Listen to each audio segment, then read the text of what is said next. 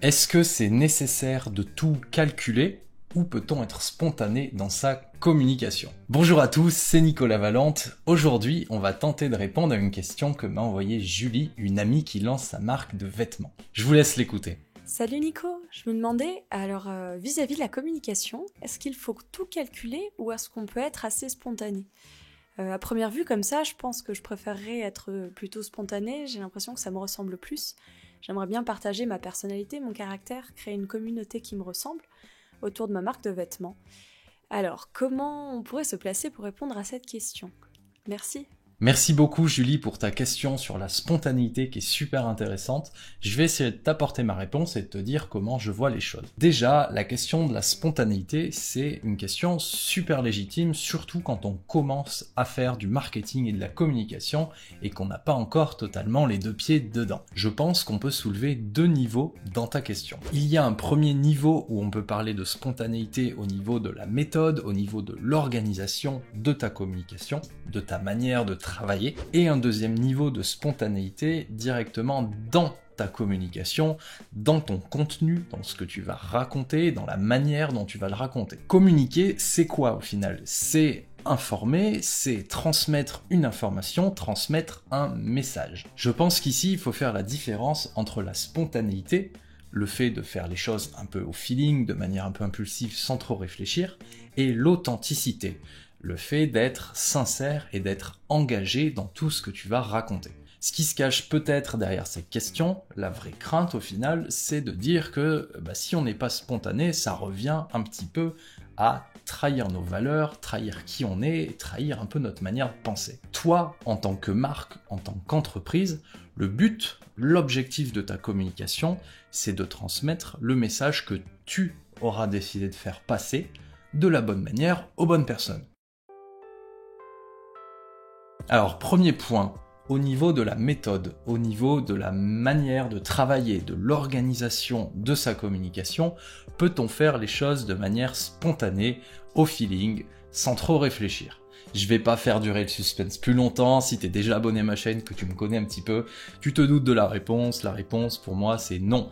Tu ne peux pas travailler de manière spontanée, sans réfléchir, au feeling, sur l'organisation de ta communication. Une fois que l'on expérimente un peu, qu'on fait de la communication un petit peu tous les jours, on se rend très vite compte que la communication, c'est quelque chose de très prenant, très chronophage, c'est très facile de s'éparpiller partout, et enfin, c'est très facile de ne pas avoir de résultats. Et ça fait pas rêver. Tu ne peux pas juste faire les choses au feeling, comme elles arrivent, et te laisser porter par le vent. Je te spoil, mais si tu fais toute ta communication au feeling, sans te poser, sans vraiment réfléchir un minimum dessus, tout va être décousu, tout va être très brouillon. Tu vas poster sur les réseaux sociaux uniquement quand ça te plaît, tu vas sortir un article de blog juste quand tu seras inspiré, etc. Si tu veux atteindre tes objectifs, par exemple, construire une communauté autour de tes produits, c'est nécessaire de mettre en place de la régularité, de la méthode dans ton travail de communication. Ton audience, ta communauté ne peut pas avoir confiance en toi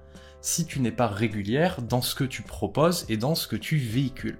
C'est nécessaire de créer une cohérence, une consistance, une récurrence pour que ton message soit super clair pour ton audience. Parce qu'au final, ce qu'on veut vraiment avec la communication, c'est de faire passer le bon message de la bonne manière aux bonnes personnes. Très important par contre, pour être sûr de délivrer le bon message et pour ne pas perdre la fameuse authenticité dont on a parlé tout à l'heure, il faut bien sûr auparavant travailler sur le branding, sur ta marque. Si tu prends le temps de travailler sur ta mission, sur pourquoi tu fais les choses, sur là où tu veux aller, sur tes valeurs, en fait, il n'y a pas de raison que ta communication, que ton message ne corresponde pas avec ce que tu veux véhiculer. Ici, pour moi, perdre sa spontanéité, c'est un peu la crainte de ne pas être fidèle à nous-mêmes, de ne pas être fidèle à nos valeurs, que notre communication, que nos contenus soient trop impersonnels. Si tu es en phase avec ton branding, théoriquement, il n'y a aucune chance que tes communications ne soient pas naturelles, authentiques, fidèles à ta personne, à ta personnalité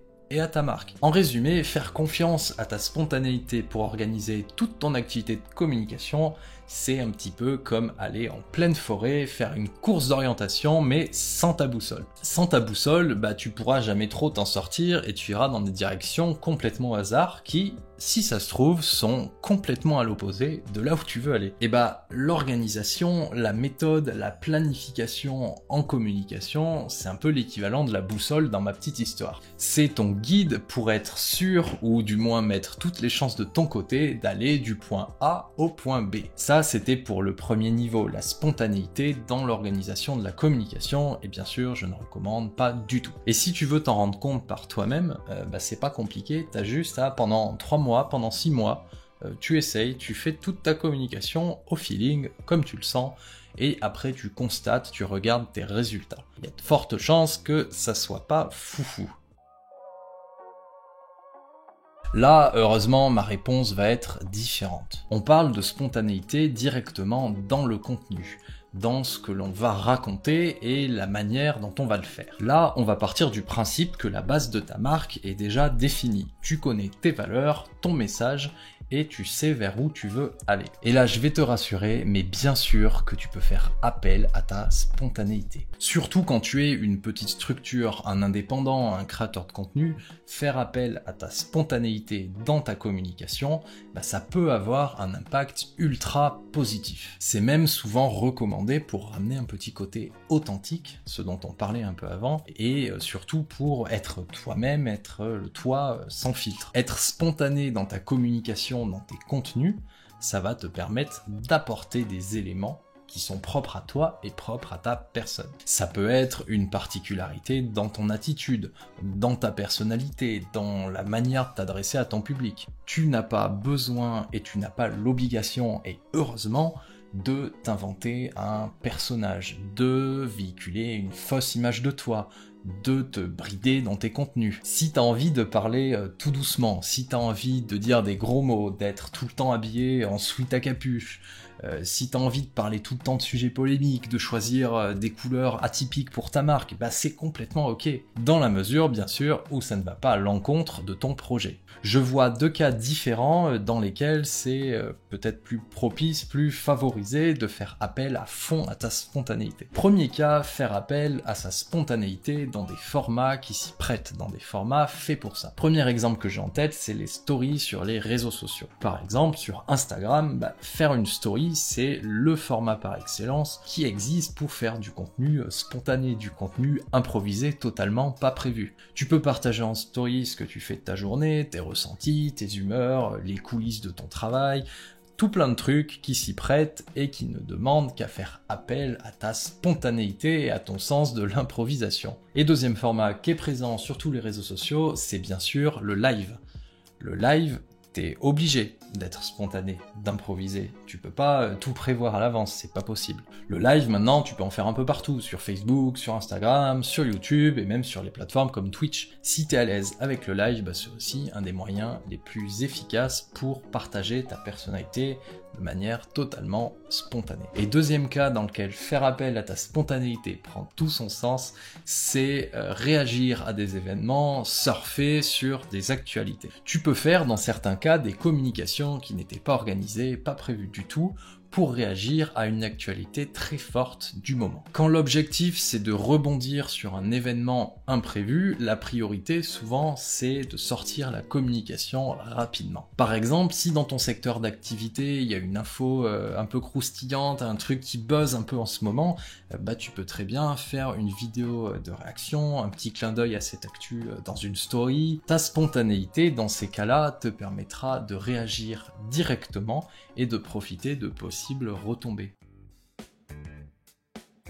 Au final, est-ce que c'est nécessaire de tout calculer ou peut-on être spontané dans sa communication? Sur le plan de l'organisation et de la méthode, oui. Pour moi, tu dois calculer, tu dois organiser, planifier toute ta communication pour être sûr de délivrer un message clair et concis et de véhiculer les bonnes valeurs.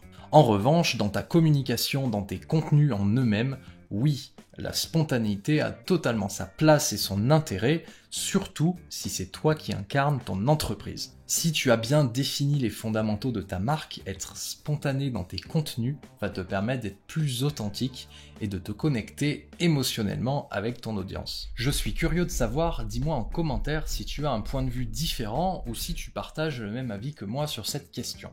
Pour ne rien rater des prochaines vidéos, je t'invite à t'abonner, à activer la cloche et à laisser ton plus beau pouce pour le soutien, ça fait toujours super plaisir. Si toi aussi tu veux m'envoyer ta question, tu peux l'écrire directement dans l'espace commentaire ou m'écrire sur Instagram. C'était Nicolas Valente, je te dis à très bientôt, passe une bonne journée.